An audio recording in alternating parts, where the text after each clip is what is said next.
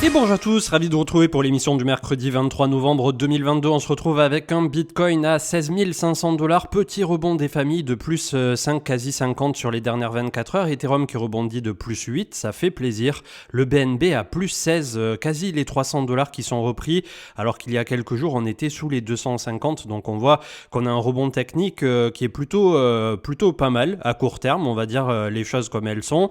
Quasi 8% pour XRP, 6% pour Ada Cardano, 11 pour Dogecoin, 10 et des brouettes pour Polygon Matic. C'est un des candidats à privilégier, je pense, pour les prochaines années, pour ceux qui veulent en tout cas regarder du côté des altcoins, puisque là aussi ils sont en train de dérouler le tapis rouge en ce moment de toutes les plus belles choses qu'on pourrait espérer pour un projet crypto. Donc clairement c'est une position qui est dans mon top 5 des positions, et je vous cacherai pas que quand je vois comment les choses sont en train de tourner sur Polygon, voilà, ça pourrait rentrer facilement dans mon top 3 à la 3e position, puisque comme vous le savez, Bitcoin et Ethereum ne seront probablement pas détrônés avant très longtemps sur mon portefeuille. En tout cas, c'est comme ça que je gère mes petites affaires. Le LTC qui nous pousse un 28%, Litecoin 11e place, proche des 80 $. Je sais pas du tout, j'ai pas suivi le buy s'il y a eu une info en particulier ou si c'est voilà, un pump de liquidité ou quoi, mais pour le coup, il nous a imprimé sur le mois 50%, sur la semaine 30% et sur la journée quasi 28%. Plus 15 du côté de Solana, 10 et 10 Uniswap Avalanche, on a quasi 12 pour Chainlink et Atom Cosmos, et enfin en bas du tableau, on a respectivement 9 pour Ethereum Classic, 6 pour Monero, Stellar 6 et Bitcoin Cash plus 10. On a toujours cette 24e place qui est occupée par Algorand à 24 centimes, plus 8%, et le CRO de Crypto.com qui reste stable, 25e place avec 1,64 milliard de capitalisation à plus 5%. Du côté du 4 heures, donc on a défendu par deux fois le même point bas ici autour de 15 500. C'est plutôt une bonne nouvelle puisqu'on a fait exactement la même autour de 1080 $ pour Ethereum. Donc pour l'instant, le marché n'a pas l'air de vouloir aller chercher plus bas, et on peut constater qu'on est toujours dans l'extreme peur 22, et les ordres de marché ce matin 9h20 que j'enregistre l'émission, plutôt en recherche de vente, mais on a passé l'épisode de liquidation qui s'est fait lorsque on était sur les journées entre le 8 au 10 novembre. Du côté des poches de liquidité, vous voyez que dès qu'on s'approche un peu de trop près de cet énorme bloc qui se trouve entre 15 500 justement à 13 500, ça ralentit énormément. Donc il y a beaucoup d'ordres aussi qui sont positionnés ici, et ensuite on a un no man's land technique un peu pour remonter, pour ceux qui regardent toujours vers le nord, jusqu'à 21 500 à 23 500. Donc à ce jour, pour quiconque continue d'appliquer son DCA, on voit là aussi que potentiellement les chances sont plus de notre côté à moyen terme pour une performance à quelques trimestres à compter de maintenant, et j'y reviens dans un instant. Mais du côté des news, on a le halving donc qui devrait se passer au printemps 2024. Je vous donne la date approximative puisque ça changera entre temps en fonction de la difficulté de la blockchain du Bitcoin et du hash rate, mais en tout cas ça devrait intervenir autour de ces dates. On a le CEO de Binance, CZ, qui revient mettre de l'huile sur le feu, et il aurait déclaré avant de supprimer son tweet et de backpédaler un peu, de revenir en arrière, que Coinbase et Grayscale seraient au devant de difficultés, et ça a eu pour mérite en tout cas de faire sortir Coinbase du bois, puisque Grégory Raymond mettait en avant au travers du post de Brian Armstrong, donc le CEO de Coinbase, qu'ils détiennent, accrochez-vous bien parce que là on est sur un chiffre qui est du jamais vu dans la crypto, 2 millions de bitcoins, c'est-à-dire 40 milliards de bitcoins dans leurs réserves. Donc comme le disait Grégory ici à juste titre, when decentralization, alors c'est clair que on en est très loin quand on voit une entité centralisée qui détient d'ailleurs en termes de pourcentage, que je vous dise pas de bêtises, c'est 10,5% de tous les bitcoins en circulation, mais ça a le mérite de prouver que c'est pas Binance le nouvel arrivant sur le marché, puisque finalement Coinbase et Kraken sont là depuis beaucoup plus longtemps que Binance en tant que tel, qui va faire la leçon ou la morale aux anciens et aux vieux de la vieille. Comme je le disais ici, c'est une phrase qui est tirée de Fast and Furious, premier du nom. Si vous n'avez pas vu ce film, c'est un peu comme Matrix, c'est dommage pour vous. On ne monte pas sur un ring affronter Mohamed Ali parce qu'on croit savoir boxer. Et là, c'est typiquement ce qu'est en train de faire CZ. Sauf que, a-t-il les reins suffisamment solides pour s'attaquer à Coinbase avec du BlackRock, avec du Goldman Sachs et tout tout ça derrière. J'ai bien peur un jour que l'arroseur finisse arrosé ou le pompier pyromane finisse brûlé, puisque là, malheureusement, il joue vraiment avec le feu de l'industrie profonde, de l'industrie qui est là depuis longtemps et qui a des ramifications déjà presque à un stade quasi mafieux ou religieux dans la finance traditionnelle. Donc méfiance avec Sidzi qui en ce moment est en train de jouer un jeu dangereux pour l'industrie en tant que telle et aussi pour Binance. Il ne faudrait pas avoir un sacré retour de bâton de ce côté-là. Google qui a investi entre septembre 2021 et juin 2022, donc c'est sur une très courte période de temps, 1,56 milliard dans des compagnies blockchain. Vous avez dû voir passer les dramas autour de AAV ces jours-ci et celui qu'on appelle Heisenberg, Avraham Heisenberg du côté de Twitter. Ça serait la personne qui est à l'origine de l'attaque de Mango Market. Alors lui dit qu'il n'a rien fait de mal puisqu'il ne fait que exploiter des mécanismes qui sont tout simplement exploitables par tout le monde apparemment. D'autres disent que c'est un piratage. En tout cas, il a ces jours-ci essayé de faire tout simplement bouger au niveau de la DeFi en empruntant de grosses sommes, donc autour de 83 millions de CRV contre de l'USDC et ensuite il a dumpé, il a fait des boucles et tout ça, ce qui a eu pour effet de faire tomber le CRV autour de 50 centimes. Il est déjà de retour à 60, 70, peut-être 80, on va vérifier ça dans quelques instants au niveau de l'analyse technique. Et le souci c'est que du côté de AAV, dans la finance décentralisée, ça crée ce qu'on appelle de la mauvaise dette, en anglais bad debt, et globalement ça peut mettre à mal effectivement une toute petite partie des collatéraux qui sont positionnés sur AAV et donc le token AAV en tant que tel aussi en a pris un coup. Je vous laisse rentrer dans les détails un peu plus techniques là-dedans. Marc en parlera probablement demain dans l'émission du jeudi de la DeFi un peu plus dans le détail puisqu'il y a toute la visu autour de ça que je n'ai pas personnellement de l'industrie profonde de la DeFi là aussi. Je vous donne l'information pour à la fois ne pas vous paniquer, ne pas vous alarmer et comprendre ce qui est en train de se passer autour de AAV et de Curve, de CRV. Et en tout cas, on voit que voilà, on a des acteurs malicieux, une fois de plus, qui essaient en plein bear market, quand c'est dur pour tout le monde, de faire un peu tout et n'importe quoi, sauf que dans la DeFi, il y a d'autres acteurs en face qui sont prêts à se défendre et j'ai vu passer quelques tweets de Julien Bouteloup qui était en train de lancer la machine à liquidation pour combattre cet acteur malicieux, voire pour ne pas dire malveillant. CryptoGoku, le prochain halving, la date devrait avoir lieu le 20 avril 2024, selon Pantera Capital. Si l'on croit à leurs projections basées sur les halvings précédents au niveau du Bitcoin, ils devraient passer les 35 000 $ avant la réduction de moitié à 148 000 après. Alors c'est des prédictions qui sont tout à fait normalisées par rapport à ce qu'on a vu précédemment. 35 000 $ alors que nous sommes à 15 000 d'ici à mi-2024, c'est clairement pas déconnant. 148 000 quand on a eu 70 000 au dernier cycle en termes de top, là aussi c'est clairement pas déconnant. Si on veut viser un truc encore plus pessimiste, on peut se dire entre 20 et 30 000 d'ici le prochain halving mi-2024. Et là, je suis en train toujours d'essayer de donner de la statistique, de pas faire du Nostradamus ou de la boule de cristal. Et on visera entre 50 et 100 000 $ au prochain cycle. Ce qui, je pense, là aussi, techniquement et statistiquement, est pas farfelu au vu de ce qu'on a traversé précédemment, voire même assez pessimiste. Mais je préfère partir d'un biais pessimiste, de me dire, ne serait-ce que si on revoit un jour 70 000 sur Bitcoin et 5 000 sur Ether, la plupart d'entre nous seront très contents au vu des prix sur lesquels nous travaillons actuellement. Et ensuite, si on a beaucoup mieux, vous vous en doutez bien, ça ne sera que du bonus.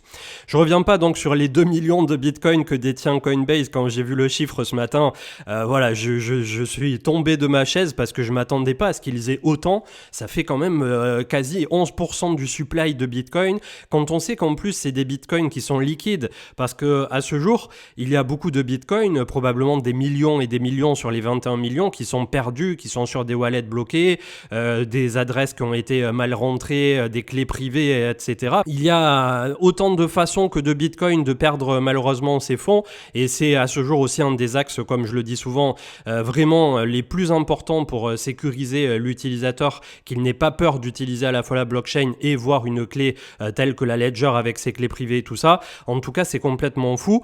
On a Ultrasound Money qui mettait en avant, et j'ai trouvé ça plutôt marrant au niveau de la stat aussi, que depuis le merge, en gros, le réseau Ethereum, parce que là aussi, il faut savoir lire entre les lignes et traduire un peu, c'est un peu, voilà, cocasse de la façon dont c'est dit.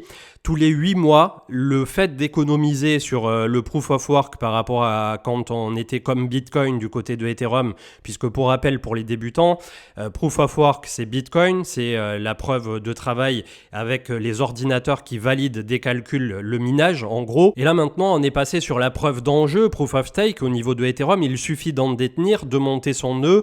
D'ailleurs, vous avez toujours la double promotion sur Deapnode. Regardez au niveau des tweets de Marc, ou n'hésitez pas à regarder la fin d'émission du live Twitch qui est dispo en replay sur YouTube d'hier. Il y a Marc qui a montré directement comment fonctionne Deapnode rapidement. On fera un tuto bien évidemment puisque ça a l'air de vous intéresser. J'attends toujours de recevoir ma machine, mais bref, toujours est-il là, en 8 mois par rapport à ce qui se déroule sur le réseau d'Ether, ça pourrait englober les fonds qu'il y a à ce jour dans Grayscale tous les 8 mois. Donc c'est vrai qu'à ce jour, quand on met les choses en perspective, on peut constater aussi de quel côté se trouve la génération de valeur quelque part sur les réseaux. Et en fait, je me suis rendu compte en faisant le tweet l'autre fois sur Chainlink qui va ouvrir son réseau là aussi en Proof of Stake comme sur Ethereum, pour permettre d'avoir, si vous déposez pendant 1 an, on n'est pas encore sûr du moment où il va falloir bloquer en tout cas les fonds et tout ça, ça vous donnera approximativement pas loin de 5% annualisé. Et de suite, il y a des personnes dans les commentaires qui sont montées au créneau en disant « Mais c'est quoi ce rendement encore ? C'est quoi cette plateforme ? Ils vont encore nous prendre notre argent ?» Et il y a la majorité des gens qui interagissent dans mes tweets aujourd'hui là sur Twitter qui ne savent pas faire la différence entre le Proof of Stake, c'est-à-dire le réseau et la récompense qu'on vous donne pour devenir validateur du réseau, comme ça va être le cas sur Chainlink, comme ça l'est déjà sur Ethereum, 0x, Polygon, Matic, Atom Cosmos, Avalanche, Elrond et j'en passe, il y en a pléthore désormais, et le fait d'avoir une plateforme qui vous donne des sous pour leur prêter l'argent. Et en fait, ça n'a pas l'air du tout clair, et je pense que je ferai une émission à part entière là-dessus, parce qu'il y a plein de personnes qui pensent encore que Ethereum 2.0 /stake ou Chainlink ou 0x Polygon, c'est des plateformes qui vous donnent de l'argent alors que pas du tout. On revient pas donc sur le teasing de Matic Polygon avec tout simplement YouTube qui met son petit cœur violet et pas mal de personnes ont fait le rapprochement immédiatement avec Matic. Ça devait être annoncé hier, je vous avouerai que hier j'étais pas devant les écrans donc j'ai pas suivi s'il y a eu plus. En tout cas la réaction ne s'est pas faite attendre au niveau du cours de Matic qui continue d'empiler donc les bonnes cases, les bonnes cartes et d'avancer positivement. Comme je le disais en début d'émission, ça risque de devenir, bon, peut-être pas trop se chauffer au top 3, mais à minima dans le top 5 pour les prochaines années. Je pense que c'est pas prendre un gros risque au vu aujourd'hui de la position qu'ils ont sur le marché et leur propre domaine. Genesis Trading qui ferait face à une crise de liquidité et c'est un peu le domino dont on parlait ces jours-ci. J'espère que ça ne sera pas le domino de trop lié là aussi à Grayscale et à d'autres acteurs très importants de l'écosystème qui pourraient faire face donc à une crise de liquidité et Binance qui aurait refusé de prendre part à un éventuel tour de table. Apparemment, il chercherait à lever entre 500 millions et 1 milliard, ce qui là aussi, vous vous doutez bien, pour l'industrie dans sa globalité et le fait que des Genesis, Coinbase, Kraken, Grayscale est déjà un pied bien appuyé dans la finance traditionnelle, ça ne devrait pas poser de grands soucis. À ce jour, pourquoi FTX n'a pas été racheté, pourquoi FTX n'a pas réussi à lever ni même 1 milliard, ni même 10 milliards, c'est tout simplement parce que tout le monde les voyait comme des cafards. On va pas apprendre aux vieux singes à faire la grimace au niveau de la finance traditionnelle, alors que ça fait des dizaines, si ce n'est des centenaires, que les types ils sont habitués à faire ce qu'ils font et à pas être pris pour des cons, entre guillemets, et à prendre les autres pour des cons. Donc là, FTX, le mec, il arrive avec ses gros cheveux, avec sa touffe. Oui, salut, c'est moi, j'ai niqué tout le crypto game. Est-ce que vous pouvez me donner 10 milliards ? Forcément, il y avait très très peu de chances que ça passe et qu'il y ait un quelconque racheteur, notamment pour un acteur qui s'est révélé être aussi frauduleux. Et vous vous doutez bien qu'en interne, il y a quand même pas mal de personnes qui ont dû parler, etc. Donc je ne reviens pas là-dessus. Mais bref, c'est complètement désastreux ce qui s'est passé tant d'un point de vue humain que d'un point de vue de la confiance qu'on pouvait placer en certains acteurs. Mais ça a au moins le mérite de nous avoir fait une sacrée piqûre de rappel qui, pour le coup, là, on l'aura senti passer, qui voilà, nous permettra d'avancer plus sereinement par la suite et surtout de ne plus faire confiance à quelque plateforme que ce soit. Et en parlant de plateforme, c'est Bitpanda qui vient d'obtenir une licence de plus en Europe puisque c'est la licence allemande du BaFin. Apparemment, c'est un truc assez costaud à obtenir et ça n'est pas super étonnant puisque premièrement, Bitpanda est régulé en Autriche qui est une régulation, rappelons-le, plus dure encore que le PSAN en France. Ils ont aussi par conséquent eu le PSAN par la suite pour ce qui nous intéresse dans notre pays et ils sont très au fait de ce qui se déroule du coup pour MiCA et tout ça. Ça ne sera qu'une formalité de leur côté. Comme d'habitude, après, le but, c'est pas de dire de laisser son argent sur les plateformes ou quoi, mais à ce jour, il propose un équivalent un peu de ce qu'on peut faire sur Revolut, de ce qu'on peut faire sur Lydia. Et d'ailleurs, Lydia les a choisis en marque blanche pour tout le côté actions, métaux précieux et tout ça. Donc ça en fait un all-in-one qui est relativement puissant. J'en parle puisqu'on a toujours fait le suivi de Bitpanda, de Crypto.com et de Swissborg et je compte pas m'arrêter d'en parler juste pour faire plaisir à quelques personnes qui voudraient qu'on utilise que notre ledger. Je pense que l'avenir passera aussi par les crypto-bourses et les échangeurs. C'est juste qu'il faut toujours répartir son risque, pas tous ses œufs dans le même panier et surtout faire attention à qui on fait confiance pour le petit pourcentage de son portefeuille que parfois on est amené à laisser sur les plateformes centralisées. Riggs BTC qui met en avant qu'on est pile poil au niveau de l'époque, c'est-à-dire entre deux halvings justement par rapport au comptage de blocs. Là on parle d'un point de vue un peu plus technique sur la blockchain du Bitcoin, pile poil dans les clous de ce qui s'est déroulé précédemment et en gros à un horizon de temps de entre une centaine à 140 jours je crois de souvenirs parce qu'il y avait une personne qui l'avait un peu mieux détaillé et expliqué que lui, on serait probablement sûr qu'on aurait posé notre bottom. Donc si on fait 100 à 140 jours à partir de maintenant, je vais arrondir, ça fait, vous me direz dans les commentaires si je sais toujours pas compter, entre 3 et 5-6 mois au grand maximum, peut-être 3 à 5 mois. C'est ce que je vise également pour le printemps 2023 avec peut-être, je l'espère, vu tout ce qu'on s'est pris sur cette année 2022, un rebond au printemps 2023 qui pourrait nous faire autant plaisir que le rebond du printemps 2019. Selon coins.fr, avec Stéphane Berger, le négociateur européen du texte MiCA, justement pour la régulation, il encourage les gouvernements à implémenter une régulation des cryptoactifs alignée sur celle de l'Europe. Il juge cette approche préférable à une réglementation à outrance. Charles Edwards, donc, qui revenait justement sur ce momentum, et lui, par contre, il nous parlait des jours depuis le halving. Donc, on est dans la période ici de réaccumulation pré-halving. Est-ce que cet halving en avril 2024 aura l'effet escompté ? Théoriquement, oui, puisque ça va venir de nouveau diviser la récompense. On voit qu'il y a de moins en moins de bitcoins qui sont détenus sur les exchanges. Ça vaut peut-être pas pour Coinbase qui en a 2 millions en stock, c'est complètement fou. S'ils veulent nous faire une petite donation, ça sera avec grand plaisir, vous vous en doutez bien. Mais bref, pour rester 2 minutes sérieux, on voit que historiquement, pour ceux qui sont en train de se positionner maintenant, à un horizon de temps effectif de à peu près 1 an et demi, peut-être 2 ans, ça devrait pas si mal se passer. Mis à part, comme je le dis souvent, puisque le marché crypto est un marché financier avec beaucoup de volatilité et qui représente un énorme risque, du coup, le risque est là, mais la récompense qui en découle peut l'être tout autant. Voilà, si on s'est trompé sur les cryptos, eh bien, dans 3-5 ans, il n'y aura plus rien à sauver, entre guillemets. Donc, il faut considérer que l'argent que vous mettez aujourd'hui n'est pas de l'argent à perdre, mais de l'argent dont vous n'avez pas besoin sur un horizon de temps de quelques années. Et justement, si vous prenez ce risque par rapport à une temporalité de 2-3 ans, si le marché crypto ne fait pas un truc complètement fou et qu'il finit pas justement à zéro ou voilà, on devrait voir apparaître sous cet horizon de temps donc biannuel quelque chose de plutôt positif et on fera bien évidemment le travail de rétrospective par rapport à cette fin d'année 2022 qui a été véritablement atroce. On a le GBTC, donc c'était Bob Lucas qui consécutivement aux rumeurs autour de Genesis et du potentiel bankruptcy, c'est-à-dire la banqueroute de Genesis pour le moment, ils ont l'air d'avoir plutôt les reins solides et notamment avec Coinbase qui se porte garant et quand on voit les réserves de Coinbase, je pense que s'il y a les bitcoins de Genesis et de Grayscale au milieu, on n'a pas trop de soucis à se faire pour le coup. C'est pas pour autant qu'il faut prendre pour acquis que Coinbase ne peut pas péricliter, mais à ce jour, si je devais choisir par exemple entre Binance et Coinbase Kraken, j'irais plutôt vers Coinbase Kraken en termes de légitimité et de sécurité, de viabilité au long terme et de régulation sur le sol des États-Unis qui est en encore à ce jour le plus important, puisque globalement après c'est les autres qui suivent plus ou moins ce qui se déroule de ce côté-là, bien que l'Europe avec Mika ait quand même été plutôt proactive. On va peut-être avoir enfin quelque chose où on sera leader sur un domaine en particulier, et évidemment il fallait que ça soit la régulation et pas l'innovation,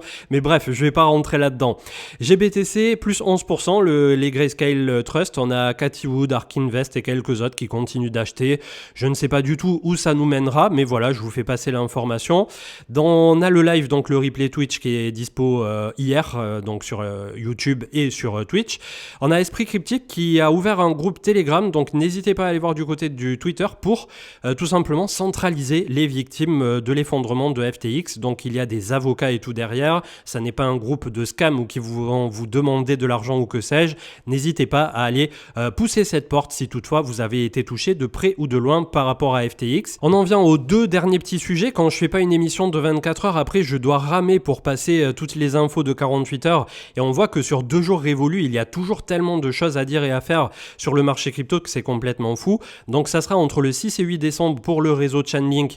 Attention, on risque de devoir bloquer les tokens pendant 12 mois comme je vous le disais à l'instant, et qui plus est, ça va être premier arrivé, premier servi, donc ça risque d'être un peu la guerre sur le réseau et la blockchain Chainlink entre le 6 et le 8 décembre. Et enfin la capitulation des mineurs, l'industrie, Charles Edwards qui nous met le bandeau électrique, et on voit que on a un pump énorme qui est en cours ici au niveau des ventes des mineurs qui sont en train d'agoniser littéralement dès qu'on passe sous 16 000, avec un prix plancher qui d'après d'autres observateurs serait plutôt autour de 13 000, et ça me plaît plutôt pas mal 13 000, puisqu'on sait qu'à 13 800 et techniquement parlant on a un support au niveau du Bitcoin. Donc vous voyez que petit à petit, peu importe de la façon dont on prend la chose, d'un point de vue industrie, d'un point de vue électrique, d'un point de vue minage, d'un point de vue psychologique, sentiment de marché, catastrophe nucléaire qu'on a eu avec FTX, on arrive au bout de ce tunnel dans les prochaines semaines, les prochains mois. Et je sais ô combien ça aura été dur et pénible à traverser depuis un an. D'ailleurs, il y avait une personne hier qui avait mis les bougies en Eikinashi sur Bitcoin en mensuel. Apparemment, ça ferait 12 mois qu'on a des bougies rouges. Je suis pas retourné vérifier. Je vous invite là aussi à regarder du côté de TradingView pour ceux qui l'ont. Ça se passe juste ici et vous avez Eikin Hashi. Vous le passez comme ça et en gros, je vais quand même vous montrer comment ça fonctionne. C'est des bougies qui vont prendre en considération systématiquement la bougie de la veille pour vous donner en gros un sentiment par rapport à la bougie qui est en cours ou la bougie en termes de clôture. Et en fait, on considère au niveau de Eikinashi, c'est peut-être un peu plus parlant quand on est en hebdomadaire ou en mensuel, qu'à partir du moment où vous avez une bougie à fond plat, ça veut dire que le mouvement va être suivi derrière. Et c'est vrai que en général, quand on commence comme ça à avoir une hésitation, je vais essayer de zoomer un peu plus, on est en journalier ici, parce que je voulais vous faire l'analyse en journalier et pas en hebdo pour une fois. À partir du moment où on a un fond plat, derrière on déroule en général plusieurs bougies, donc plusieurs jours ici de hausse. Et pareil, quand on a le fond plat en termes de baisse, c'est-à-dire en haut au lieu d'en bas, sur les bougies d'Eikinashi, on a tendance à renverser donc cette fameuse tendance justement.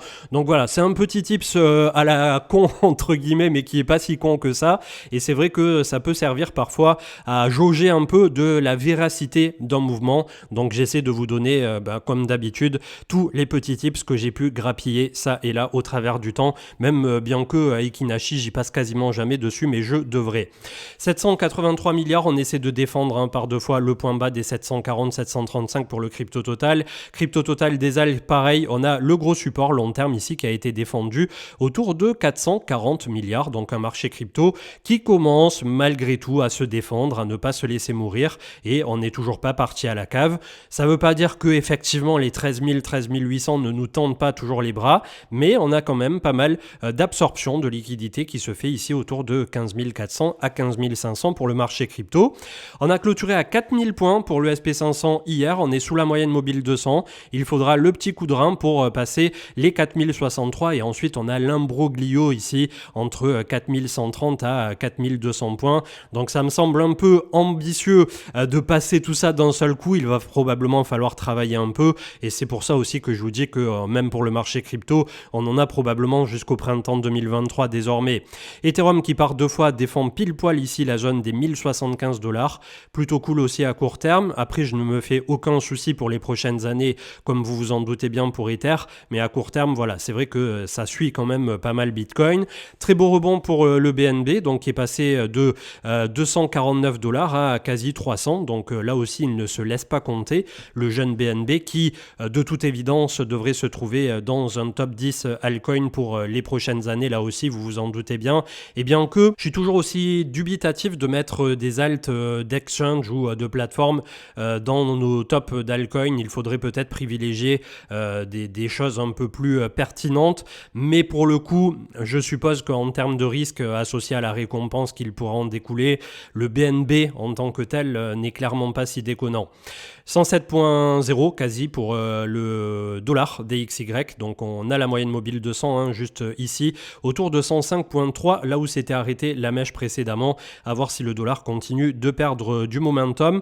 Le LTC, 80 $, donc qui en daily essaie de s'extirper d'un range qui était cloisonné entre 68 à ici 73-74 $, on pourrait viser donc un retour pour LTC à 100 $ tout rond, c'est plutôt pas mal pour le coup. On avait le coin de Coinbase qui avait fait un nouveau point bas et qui là aussi essaie de défendre, de sauver l'honneur. On a vu Brian Armstrong vendre quelques millions, quelques shares de ses propres actions et ça n'a pas plu au marché et pour autant on a une divergence ici en journalier avec beaucoup de volume, beaucoup d'actions qui ont changé de main. Donc va-t-on défendre le point bas ici des justement 40 $ approximativement.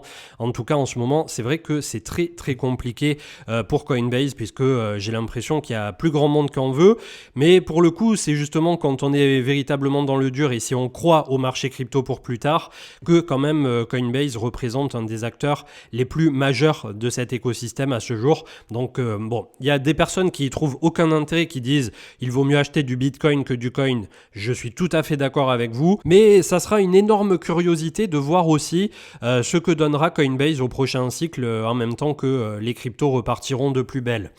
La Bitcoin dominance qui est logée sur la moyenne mobile 20 et le volume profile autour de 40.5, elle ne veut plus s'en décoller. Donc pour l'instant, un ratio qui est parfaitement respecté au niveau du marché crypto. Dans les top pumps du jour, on a MNW de Morpheus Network qui reprend de nouveau plus 30%. En daily, la configuration est plutôt propre puisque ça pourrait faire penser, si on passait en hebdo, à une petite tasséance ici, une consolidation en bull flag, à voir ce que ça donnera ensuite. On a Rarible qui pump également. RLC, iExec, on en avait parlé ces derniers jours, c'est un peu plus beau en hebdo que en journalier où ça fait un peu fouillis ici. Et on clôture avec le BLX donc qui hier s'est clôturé justement à 16 200 $. Si on regarde un peu en hebdomadaire l'image de fond, on voit qu'on est toujours sous la moyenne mobile 20, sous la moyenne mobile 200. Si on passe en 2 semaines, une échelle de temps qu'on ne regarde que trop peu souvent, on peut constater que la 2 semaines est autour de 13 800 $ une fois de plus. En bi-hebdo, donc la moyenne mobile 200 2 semaines ce coup-ci, c'est de nouveau une zone de prix plutôt pertinente qui n'a jamais été touchée précédemment et on voit que même en double hebdo, le momentum du MACD est en train de fléchir complètement. Passons, soyons fous pour clôturer en mensuel et là on voit que voilà, on a cette bougie qui malheureusement est un peu au milieu de nulle part. C'est un peu l'envie du saut, le grand saut, le précipice et malgré tout, quand on regarde en mensuel, on a le deuxième histogramme qui d'ici une semaine pourrait nous dire que oui, les vendeurs sont toujours en perte de momentum et à ce moment-là, si on arrive sur le mois de décembre à confirmer qu'on a un trimestre de perte de momentum vendeur, clairement le bottom pourra être posé, je suppose, entre 12, 13 à 14, 15, 16 qu'on a déjà eu là ces jours-ci. Donc on approche véritablement du dénouement de cette histoire. J'espère vivement qu'on n'aura pas besoin de retourner à 10 000 et d'avoir des alts qui de nouveau se prennent moins 50 et que ça soit la catastrophe absolue sur le marché crypto. Mais pour autant, je suppose qu'après avoir laissé cette fin d'année 2022 complètement horrible derrière nous, on pourra regarder 2023 avec des espoirs bien différents et bien plus positifs. Je vous souhaite une excellente journée et pour ma part, je vous retrouve vendredi. Ciao, ciao.